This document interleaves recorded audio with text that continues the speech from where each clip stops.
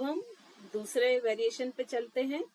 वो है उन लोगों के लिए जिनको नी की प्रॉब्लम है, जो अश्व संचालन आसन नहीं कर सकते हैं, या जब नी की थोड़ी सी मेजर प्रॉब्लम हो जाती है तो उनको खड़े होके भी हम आसन नहीं कराते हैं, क्योंकि उस समय हमारा कॉन्सेप्ट ये होता है कि नी चलना चाहिए लेकिन विदाउट वेट चलना चाहिए, उसके ऊपर वेट ना आए। ठीक है, तो स्टैंडिंग में हम फिर नहीं करा सकते हैं, तो ये उनके लिए डिजाइन किया गया है। तो आई थिंक मैं इंस्ट्रक्शन देती जाती हूँ, आप लोग साथ में ही करते जाएं। इसमें ब्रीदिंग भी है, इसमें बॉडी मूवमेंट्स भी हैं, मतलब आपके कंप्लीट जॉइंट जितने भी हैं सबकी एक्सरसाइज हो जाएगी। यानी यदि आप सिर्फ ये पैकेज कर लेते हैं तो आपकी एक कंप्लीट डे की एक्सरसाइज हो जाएगी। ठीक है, और ये भी चूंकि डिजाइन मैंने ही किया है तो ये किसी बुक वगैरह में आपको शायद अवेलेबल ना मिले। ठीक है, अब इसके लिए हमको सबसे पहले क्या करना है, दंड आसन में बैठना है अपने मैट के सेंटर में, फर्स्ट पोजीशन। ठीक है, अब इसको हम वेट के साथ भी कर सकते हैं, विदाउट वेट भी कर सकते हैं। तो जिनको थोड़ा स्ट्रेंथ बढ़ाना हो वो वेट के साथ कर ले।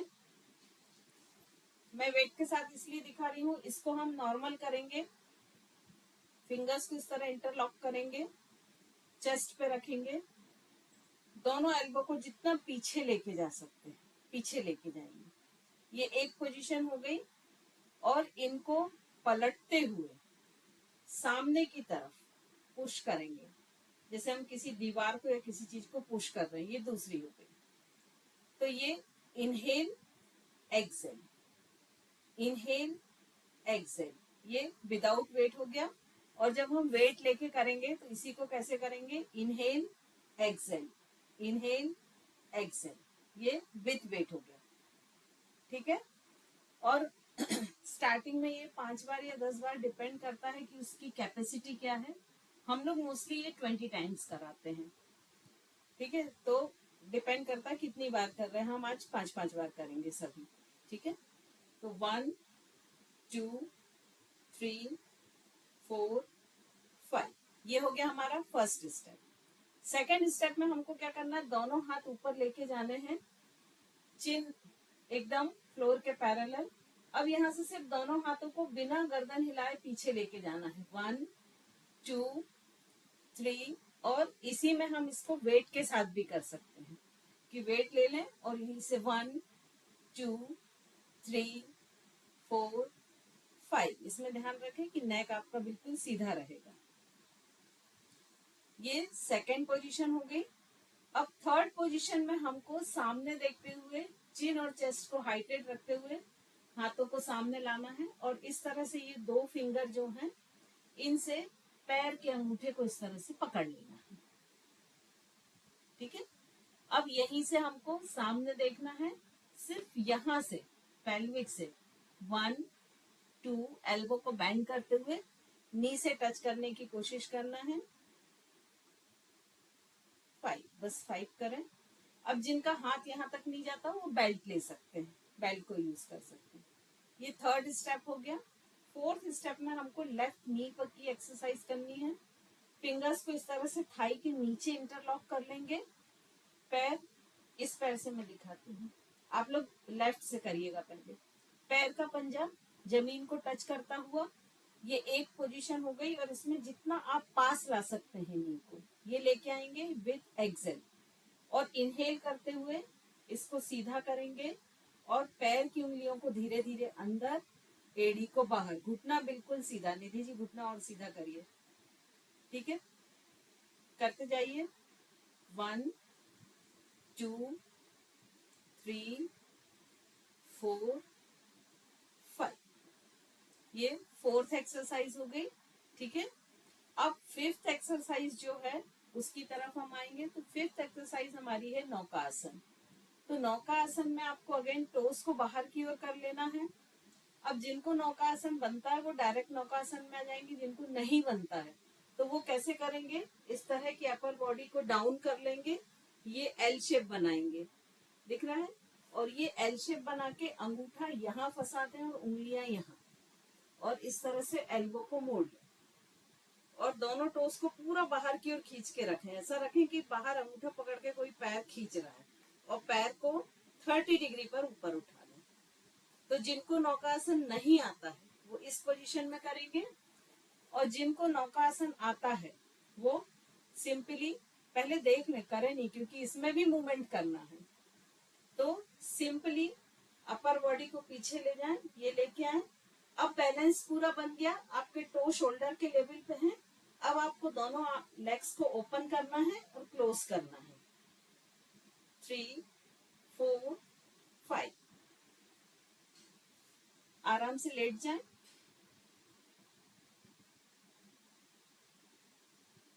लेट जाएं आराम से पीठ के बल। ये कंप्लीट करने के बाद ब्रीदिंग को थोड़ा सा नॉर्मल करें।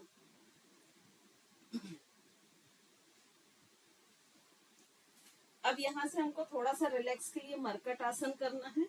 फिंगर्स को इंटरलॉक करके सिर के नीचे रखें, नी फोल्ड करें। अब मुझे दिख नहीं रहा है तो आप लोग ऑनेस्टली फॉलो करें। दोनों नीज को धीरे धीरे लेफ्ट साइड ले जाएं, राइट साइड देखें और रुकें इसी पोजीशन में। 1, 2, 3, 4, 5। वापस सेंटर में आए, अपोजिट लेके जाएं, होल्ड। 1, 2, 3, 4, 5। वापस सेंटर में आ जाएं। अब दोनों हथेलियों को कमर के बाजू में रख लें, दोनों पाम्स कमर के बाजू में, और पेल्विक को सेतु बंध आसन की पोजीशन में ऊपर उठाएं। घुटने मुड़े हुए दोनों। कमर को ऊपर उठाएं जितना ऊपर उठा सकते हैं, और जब मैक्सिमम ऊपर उठा लेते हैं तो वापस नीचे लाते हुए फ्लोर से टच करें और वापस ऊपर ले जाएं। 5 टाइम्स करते जाएं। 1, 2, 3, 4, 5। फिर से फिंगर्स को इंटरलॉक करके सिर के नीचे रख लें। अब पैर आपके घुटने से मुड़े हुए हैं। मरकट आसन का सेकंड वेरिएशन, पैर के पंजों को दूर दूर कर लें, मैट के किनारे पर कर लें दोनों, और दोनों नी को वापस लेफ्ट साइड ले जाएं, और कोशिश करें कि अंदर की तरफ आपका जो नी है वो फ्लोर को टच करे। And hold. 1, 2, 3, 4, 5। वापस सेंटर में आए, अपोजिट लेके जाएं, और वापस कोशिश करें कि आपका अंदर वाला नी फ्लोर को टच करे।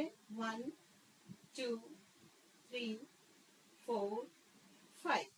वापस दोनों लेग को स्ट्रेट कर लें और दोनों टोस को बाहर की ओर खींच के रखें। फिर वैसी ही फीलिंग करें कि बाहर से दोनों अंगूठे पकड़ के कोई आपको खींच रहा है। दोनों हाथ कमर के पास रख लें। मत्स्य आसन। धीरे धीरे अपर बॉडी को ऊपर उठाएं, अपर बॉडी को ऊपर उठाएं, कोहनियों को मोड़ते हुए सपोर्ट ले लें, और क्राउन हेड को फ्लोर से टच करें। सिर को ऊपर ले जाते हुए क्राउन हेड फ्लोर से टच होगा, शोल्डर फ्लोर से टच नहीं रहेंगे, और दोनों हथेलियों को थाइस के ऊपर रख लें एंड होल्ड। 1, 2, 3, 4, 5। वापस दोनों हाथों को जमीन पर लाएं, सपोर्ट लेते हुए सिर को सीधा कर लें और आराम से लेट जाएं। अब यहीं से टर्न होते हुए पेट के बल लेट जाएं, प्रॉन पोस्चर्स। अब हम आ रहे हैं हमारे 8वें आसन भुजंगासन की तरफ। ठीक है, तो यहाँ आपको करना है तिर्यक भुजंगासन। तिर्यक भुजंगासन में आपको क्या करना है, दोनों सोल वर्टिकल, दोनों हाथ यहाँ पर डायफ्राम के पास, फोरहेड फ्लोर को टच करता हुआ। पहले अपर बॉडी को ऊपर उठाएं, फिर स्लाइडली नी को भी ऊपर उठा लें, लेफ्ट हील को देखें, राइट हील को देखें, वापस आ जाएं। 5 टाइम्स करते जाएं। शुरू करें। 1, दोनों साइड हील को देखें, वापस आए। 2, वापस। 3, 4, लास्ट 5। वापस आते हुए मकर आसन में आ जाएं। अपर बॉडी को इस तरह से रखें, टोस को बाहर की तरफ स्ट्रेच कर लें, दोनों पैरों को मोड़ें और खोलें। कोशिश करें कि आपकी हील बटक्स को टच करें।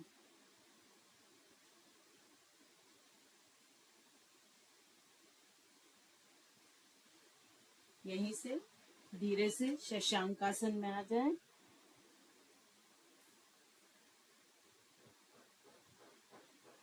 और वापस वज्रासन में बैठते हुए दोनों पैरों को सामने की तरफ फैला लें, दंडासन की पोजीशन। अब इसमें आपको हम वापस लौटने वाले आसन कर रहे हैं, तो इसमें आपको करना है नौकासन अपर बॉडी ट्विस्टिंग के साथ। तो अपर बॉडी ट्विस्टिंग में आप या तो इस तरह की कप क्लिपिंग यूज कर सकते हैं दोनों हाथों की, या आप सिंगल वेट इस तरह से यूज कर सकते हैं। तो जो भी आप यूज करना चाहें वो ले लें, या तो इस तरह से कप क्लिपिंग या सिंगल वेट। आपके दोनों एल्बो एक स्ट्रेट लाइन में। अब धीरे धीरे सबसे पहले टोस को बाहर करते हुए नौका आसन की पोजीशन में आ जाएं, बैलेंस बना लें। अब अपर बॉडी को ट्विस्ट करते हुए वेट को लेफ्ट साइड, लेकिन आपके दोनों बटक्स फ्लोर को टच करते हुए, और फिर राइट साइड। ये ऐसा उठेगा नहीं, इसको ध्यान रखें। ये लोअर बॉडी आपकी फ्लैट ही रहेगी। चलिए शुरू करें। 1 2 3 4 5। बैठ जाएं आराम से दंडासन में। अब हम राइट नी को एक्सरसाइज देंगे। राइट थाई के नीचे फिंगर्स को इंटरलॉक कर लें। 1 2 3 4 5। अब हम फॉरवर्ड बेंडिंग नॉर्मल क्योंकि पहले कर चुके हैं, तो उसको थोड़ा चेंज करके करेंगे। लेग्स के बीच में गैप करेंगे। अगेन 2 उंगली लेफ्ट और राइट, दोनों टोज को इस तरह पकड़ेंगे। चेस्ट चिन हाइटेड। अब सिंपली स्लाइडली बेंड होते हुए पेल्विक से एल्बो को बेंड करेंगे और एल्बो को नी से टच करने की कोशिश करेंगे। 1 2 3 4 5। अब यहीं से राइट लेग को फोल्ड कर लें। लेफ्ट लेग को वापस वैसे ही सेम डायरेक्शन में पकड़ें, 2 उंगलियों से राइट हैंड ऊपर ले जाएं। अब यहाँ से फिर नीचे वाली एल्बो को बेंड करेंगे और साइड बेंडिंग। 1 2 3 4 5। लेग चेंज करके करेंगे। 1 2 3 4 5।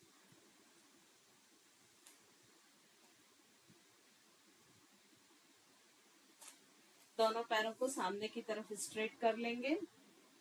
दोनों हाथ शोल्डर की हाइट पर सामने।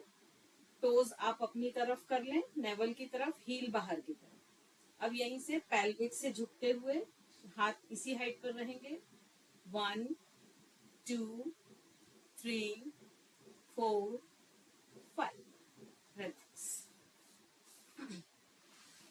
ये आपका कंप्लीट सिटिंग सूर्य नमस्कार। सारे पोस्चर्स आपने वही अडॉप्ट किए हैं, सिर्फ बैठ के किया है, खड़े होने की बजाय। तो वेरी नाइस। अगर आप अभी ये हमने 5-5 किया है ना, बस मैं 20 से 30 करती हूँ। मतलब 20 कैसे करते कि जैसे ट्विस्ट करनी थी तो वो दोनों साइड का 1 काउंट होगा, ऐसा करके। तो आप लोग 10 से भी यदि शुरू करेंगे ना, तो ये एक ऐसी एक्सरसाइज है कि इसमें आपकी पूरे दिन की एक्सरसाइज हो जाती है। अब ये करने में हमको 15 मिनट अभी लगे हैं, वो भी कब, जब मैं एक्सप्लेन कर रही थी। यदि मैं सेल्फ करती तो 10 मिनट में ये पूरा हो जाता। तो अगर किसी दिन हमारे पास समय नहीं है, तो यदि हम 10 मिनट्स का ये एक सूर्य नमस्कार भी कर लेते हैं, तो ये सफिशिएंट हो जाता है हमारी पूरी एक दिन की एक्सरसाइज के इक्विवेलेंट, राइट? तो कौन कौन थक गया? मैम ये तो बहुत ज्यादा, मतलब जो हम नॉर्मल सूर्य नमस्कार करते हैं ना, उससे भी ज्यादा इफेक्टिव लग रहा था। मतलब हर पार्ट पे वो आ रहा था, प्रेशर आ रहा था। प्रेशर। और पोस्चर भी वही बन रहे थे जो सूर्य नमस्कार के होते हैं। जैसे सूर्य नमस्कार में होता है ना कि एक बार शरीर छोटा होता है, सिकुड़ता है, एक बार फैलता है। तो इसमें भी हमने पोस्चर वही मेंटेन किए, सिर्फ उनको लेट के और बैठ के मेंटेन कर दिया है कि जिससे मैम नी पे इसके पहले प्रेशर। वार्म अप भी करना जरूरी है क्या? हाँ बिल्कुल, वार्म अप तो माइक्रो एक्सरसाइज कराते हैं तो उससे हो ही जाता है। तो क्योंकि खड़े वहाँ होकर जो नॉर्मल गर्दन की और कंधे की, हाँ, जो कमर की जो करते क्योंकि हैं बस। विदाउट माइक्रो एक्सरसाइज तो हम शुरू ही नहीं करते। सबसे इफेक्टिव तो वही है माइक्रो एक्सरसाइज। जो लोग बिल्कुल ऐसा अनदेखा कर देते हैं ना, लेकिन सबसे अच्छा इफेक्ट वही डालती है।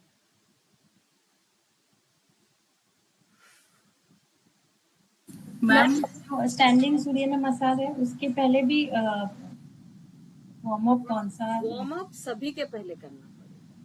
जो नॉर्मल वार्म अप है तो सूर्य नमस्कार के पहले थोड़ा भी। सा कर, हल्का सा करके कर सकते हैं। और वार्म अप में आप ऐसा भी कर सकते हैं कि एक नॉर्मल सूर्य नमस्कार कर लें, वो भी वार्म अप हो जाएगा। अच्छा, जल्दी स्लो जल्दी। मोशन में थोड़ा सा मतलब ना बहुत जल्दी ना धीरे, एक नॉर्मल रिदम के साथ होता है ना कि हर आसन में हम 2 से 5 सेकंड रुक रहे हैं, तो वो भी एक वार्म अप का काम करेगा।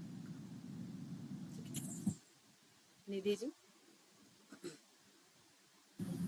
मैम ये मिथ है या सही है मुझे नहीं पता। जैसे ऐसा बोला जा रहा है ना कि मतलब वीडियोस में देखती हूँ मैं कि बल्कि पर्सन्स जो होते हैं उनको जंपिंग जैक्स और ये नहीं देना चाहिए डायरेक्ट वार्म अप के बिल्कुल रूप में, सही है, तो वो सही है? ये बिल्कुल सही है। क्योंकि आप ये वाली एक्सरसाइज देंगे जैसे एरोबिक है, स्टेप है, जंपिंग जैक है, तो इन सब में क्या होगा, उनकी नी पर एक्स्ट्रा प्रेशर आएगा। और जो उनके नी के बीच का गैप है, वो बार बार प्रेशर के कारण ना ये गैप कम हो जाएगा। और मिस अलाइन तो सभी के रहते ही हैं, नी लगभग 25-30 के बाद सभी के मिस अलाइन रहते हैं। तो जो नी की प्रॉब्लम मान लीजिए किसी को 60 साल में आने वाली है, तो वो डेफिनेटली 40-45 में उनको आ जाएगी 100%। मैम जब ये केस मैं अपने ऊपर लेती हूँ, क्योंकि मेरा भी लोअर बॉडी बहुत वेटेड है, तो जंपिंग जैक्स और ये करने से मैं अपने आप में बहुत लूज और फ्री फील करती हूँ और आगे की एक्सरसाइज मेरी बहुत फ्री हो जाती है। तो क्या मुझे करना चाहिए या नहीं? नहीं, मतलब आपको आपको नहीं करना चाहिए। आपको माइक्रो एक्सरसाइज करके पावर योग पे जाना चाहिए। क्योंकि आपका जो बॉडी टेक्सचर है वो पावर योग से जितना अच्छा मैनेज होगा, उतना और किसी चीज से नहीं। Thank you. तो आप कोशिश उस पर करें। और कोई क्वेश्चन है क्या?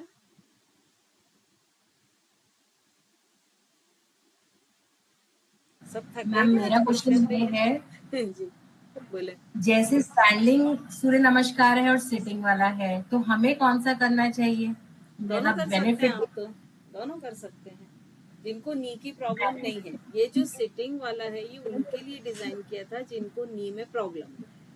तो नी में प्रॉब्लम है तो वो फिर सूर्य नमस्कार क्या करें ही नहीं, है ना? तो ये लेकिन उनके लिए मैम इससे डिजाइन। बॉडी इफेक्ट पे ज्यादा इससे हुआ है, आप सिटिंग ये वाले भी से कर ज्यादा। सकते हैं, ये भी कर सकते हैं, कोई दिक्कत नहीं है। देखिए, आप कोई भी एक यदि लगातार करेंगे तो कुछ दिनों में आपकी बॉडी यूज टू हो जाएगी, तो आपको चेंज करना ही पड़ेगा।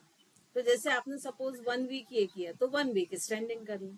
तो ये चेंज करते जाएंगे ना, तो बॉडी यूज टू नहीं होगी। चलिए, और किसी का है क्या कोई क्वेश्चन? मैम एक जनरल पूछना था कि किसको कौन सा नहीं कराना, मैंने कॉन्ट्रा आप हमें बता देंगे। अब सपोज कि किसी को थोड़ी बहुत हल्की सी नी में प्रॉब्लम है तो हम उसको बिल्कुल सूर्य नमस्कार नहीं कराएं? नहीं, करा सकते हैं अश्व संचालन आसन छोड़ के। ओके। अश्व संचालन जो है ना वो छोड़ के आप थोड़ा मोड़ा प्रॉब्लम है तो करा सकते हैं। लेकिन कई बार ऐसा है कि थोड़ी ज्यादा प्रॉब्लम है नी में, तब फिर आप उनको सूर्य नमस्कार ना करा के सिटिंग वाला कराएं। क्योंकि नी में जब अधिक प्रॉब्लम आ जाती है तो उसमें आप किसी भी डॉक्टर से सुनिए, वो ये कहते हैं कि नी को चलाइए लेकिन विदाउट वेट। नी के ऊपर वेट रख के नहीं। वेट रखने से क्या मतलब हुआ कि जैसे हम खड़े होके कोई नी की एक्सरसाइज कर रहे हैं तो अपर बॉडी का वेट उसके ऊपर आ रहा है, तो वो नहीं करना है। तो उसके लिए आपको नी चलाना है लेकिन विदाउट वेट चलाना है। तो उस समय फिर हम ये सिटिंग पर जाएंगे। ठीक है प्रीति जी? और जिनको प्रॉब्लम नहीं है तो वो तो कर ही सकते हैं, उनके लिए कोई दिक्कत नहीं है, वो दोनों कर सकते हैं। मैम वो सर्वाइकल की बहुत प्रॉब्लम हो जैसे पेशेंट तो हम क्या बात का ज्यादा ध्यान रखें, क्योंकि नेक मूवमेंट का हमको नहीं कराना है या कितना कराएं, थोड़ा सा अभी प्रैक्टिकल सर्वाइकल का ले मैं रहे हैं एक तो हाँ। अलग से प्रैक्टिकल बता दूंगी, क्योंकि अभी इतनी जल्दी बता भी नहीं पाऊंगी, बहुत शॉर्ट टाइम बचा है। तो एक प्रैक्टिकल में मैं सर्वाइकल का ही अलग से बता दूंगी, ठीक है। चलिए Rita thank ji, you so much. Welcome. बोले रितु जी। मैम हमारे नेबर हैं, उनका अभी अचानक ही, वैसे योगा वो करती थी लेकिन उनको नी में प्रॉब्लम आ गई और डॉक्टर ने बोला है कि दोनों का ऑपरेशन होना होगा, तो क्या वो ठीक हो सकते हैं दोबारा? देखिए, मैंने तो जिन पेशेंट्स को ऐसा बोला था कि अब आप सर्जरी करा लीजिए, मेरे पास तो बहुत ऐसे कई पेशेंट ऐसे कि जो 10 से 12 साल हो गए और अभी तक उनकी सर्जरी नहीं हुई है और वो प्रॉपर चल फिर रहे हैं। तो ये बिल्कुल पॉसिबल है कि आप उनको उसी पोजीशन के साथ पहले क्योर करें और फिर धीरे धीरे रिवर्स लेके जाएं, लेकिन फर्स्ट स्टेप क्योरिंग रहेगा। उनको फिर मतलब डॉक्टर ने बोला है कि आपने योगा नहीं करनी है। अब वो फिर उनका वो देखें, आप एक्सरे वगैरह तब डिसाइड करें। मैं आपका नंबर दूंगी मैम उनको, अगर वो मतलब उनको लगेगा तो वो आपसे फिर बात करें। बिल्कुल, क्योंकि एक्सरे में अगर मान लीजिए जैसे मेरे जो पेशेंट है जिनमें से एक दो ऐसे हैं कि उनको सर्जरी के लिए बोला हुआ था, लेकिन वो नहीं कराना चाह रहे थे एनी हाउ किसी भी पोजीशन से। मैम वो कोई भी नहीं कराना चाहता ना, उस सर्जरी से सब भागते तो हैं। तो उनका तो आज मतलब अभी 12 साल करीब हुआ और अभी इतना उनका वो मैंने फिट कर दिया कि वो वेजेस तक पहन पाते हैं। जैसे ओकेजनली कभी होता ना, बहुत कम पहनते हैं, जैसे कहीं शादी में जाना कि जहाँ बहुत ज्यादा नहीं चलना फिरना है, तो अब उस समय फिर वो वेजेस भी यूज कर लेते हैं। मैम आपने जो माइक्रो एक्सरसाइज बताई थी, पार्क में लेडीज बैठती हैं, तो एक आंटी ने मुझे बोला बेटा मेरे पैरों में बहुत दर्द है, मैं क्या करूं? तो मैंने वही वैसे ही बैठे हुए उनको माइक्रो एक्सरसाइज बताई। कल वो मुझे नीचे मिली थी, अभी हफ्ता ही हुआ है मेरे घर, और उन्होंने मुझे बोला बेटा मुझे बहुत आराम आ गया उससे। हाँ, माइक्रो एक्सरसाइज जो है वो सबसे बेस्ट एक्सरसाइज है। ज्यादातर लोग उसको अनदेखा कर देते हैं, वो इसलिए क्योंकि वो बिट टेक्निक नहीं की जाती है। वो लोग जो कराते कि हाथ सामने करो और ये ऐसे ऐसे करते रहो, तो एक तो उनका इफेक्ट भी नहीं होता है, क्योंकि किसी की भी अगर टेक्निक सही नहीं होगी, जैसे आप खाना बनाते हैं, मान लीजिए केक बनाए और उसका अगर रेशो प्रपोर्शन और मेथड जो है वो सही फॉलो नहीं करें तो आपका कभी अच्छा केक बनेगा ही नहीं। आप सारे इंग्रेडिएंट्स वो यूज कर रहे हैं। तो यहाँ पर भी यही है कि उसकी जो टेक्निक है वो आपको आना चाहिए मैन, बिना उसके पॉसिबल ही नहीं है कि उसके इफेक्ट अच्छे। मैम हमारी मंडे से क्लासेस स्टार्ट हो रही है। हाँ बिल्कुल, मंडे से 8:30 से हम मिलेंगे जरूर। साक्षी जी, आप कुछ पूछना चाह रहे हैं?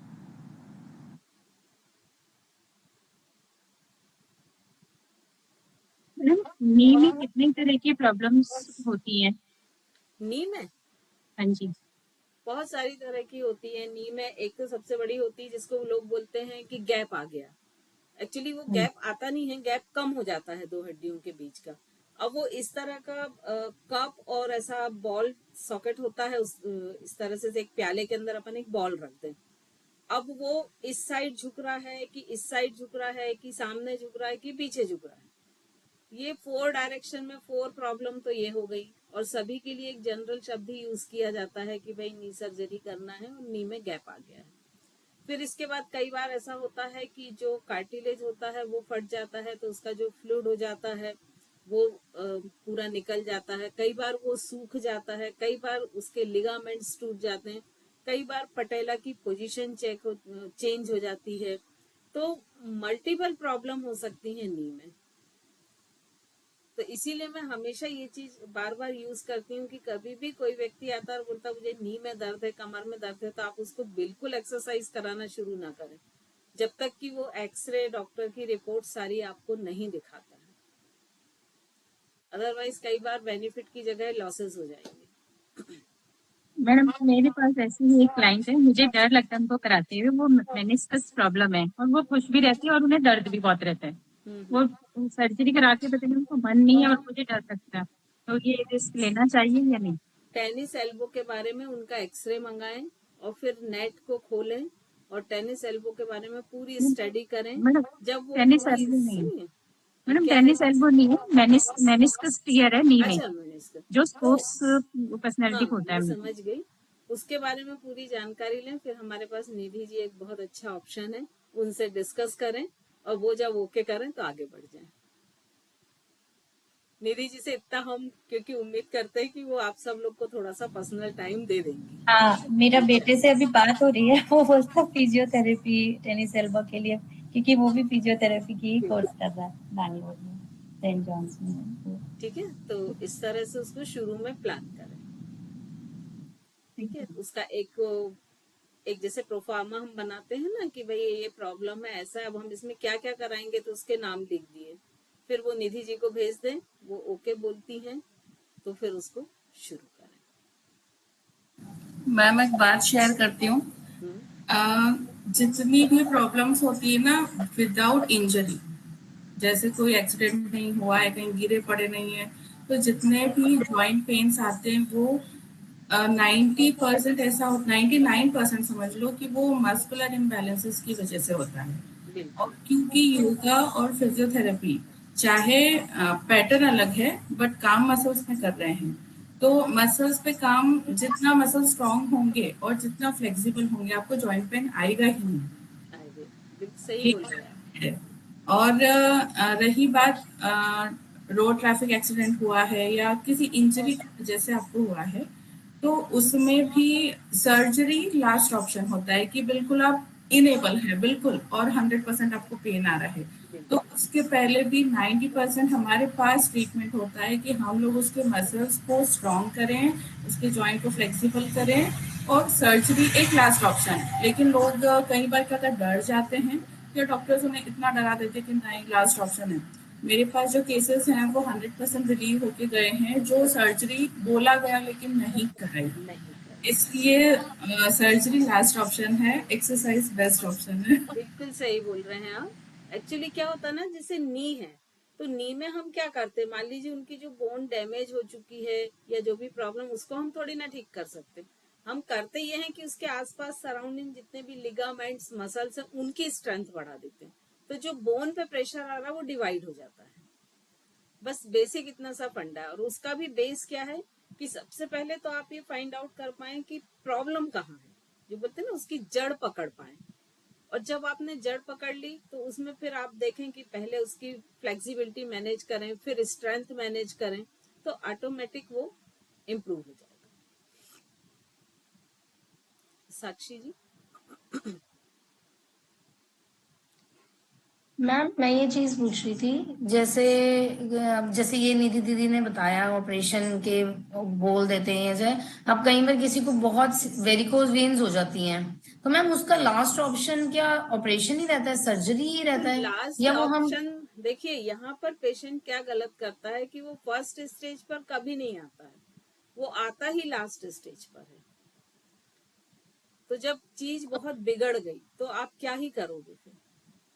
तो अगर मैम मतलब शुरुआत इसका में आ जाए तो जैसे पर्वत आसन है, लेग्स अप द वॉल है, ये कुछ इतने अच्छे आसन हैं कि जो वेरिकोज वेन को मतलब क्योर कर सकते हैं, है ना। लेकिन प्रॉब्लम वही होती है, अब जब लास्ट पर भी आए तब भी आप लेग्स अप वॉल और ये पर्वत आसन और इस टाइप के बहुत सारे आसन होते हैं जिनमें बैक मसल्स पर स्ट्रेचिंग हो लेग के, है ना, वो सब करके उसको थोड़ा रिलीफ तो दे सकते हैं।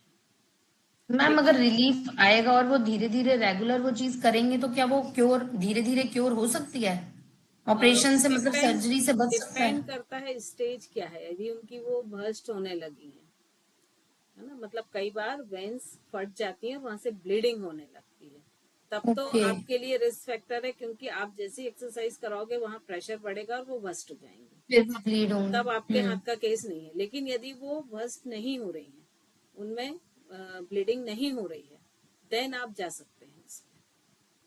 तो मैम ये रिपोर्ट्स देख के पता चलेगा? हाँ, वो पूरा किस स्टेज पे है क्या है। मैं बार बार वही चीज बोल रही हूँ कि थेरेपी वही है जिसमें आप सारी चीजें देखने के बाद स्टेप उठाएं। है ना। अदरवाइज ऐसे तो ढेर सारे योग के लोग मिल जाएंगे, बोले कमर दर्द हो रहा है, चलो आ जाओ मेरे पास, कल से आ जाओ, योग करो, मैं ठीक हो जाएगा सब। थेरेपिस्ट मैम नहीं एक्चुअली है। नॉर्मल में लोग यही कर रहे हैं, मैं वही कमर अंतर दर्द है। समझाना चाह रही हूँ कि योग और योग थेरेपिस्ट में यही अंतर होता है। Right, thank you ma'am. Welcome. Ma'am एक मेरी बेटी के लिए नीज का प्लीज बताइएगा, उसका जो वो पटेला घूम जाता है ना, वो फिर उसका वहां से सारी मसल टीयर्स हो जाती हैं, कई बार उसके लिगामेंट भी टीयर हो जाते हैं। तो आपको वो एक्सरसाइज करानी है जिससे वो पटेला के आसपास जो लिगामेंट्स हैं उनको हाँ इम्प्रूव जी मैम। करे। जैसे आप एक छोटी पिलो ले लो, नी के नीचे रखो, उसको बोलो पुश करे, थोड़ी देर रुके, फिर ढीला छोड़ दे, है ना। फिर पिलो पे ही रखे हुए नी को पैर के पंजे ऊपर उठाने को बोले, फिर नीचे करने को बोले, फिर दोनों नी के सेंटर में पिलो रख के बोले कि वो सेंटर से पुश करें, क्योंकि हमको चारों साइड के लिगामेंट्स को इम्प्रूव करना है, एक हाँ साइड के जी बस मैम। नहीं। तो ये जो छोटी छोटी एक्सरसाइज होती हैं माइक्रो वाली, ये कराइए आप, तो ये उसको बहुत अच्छी रहेंगी, उसके लिए फायदेमंद है। ठीक है, थैंक यू मैम।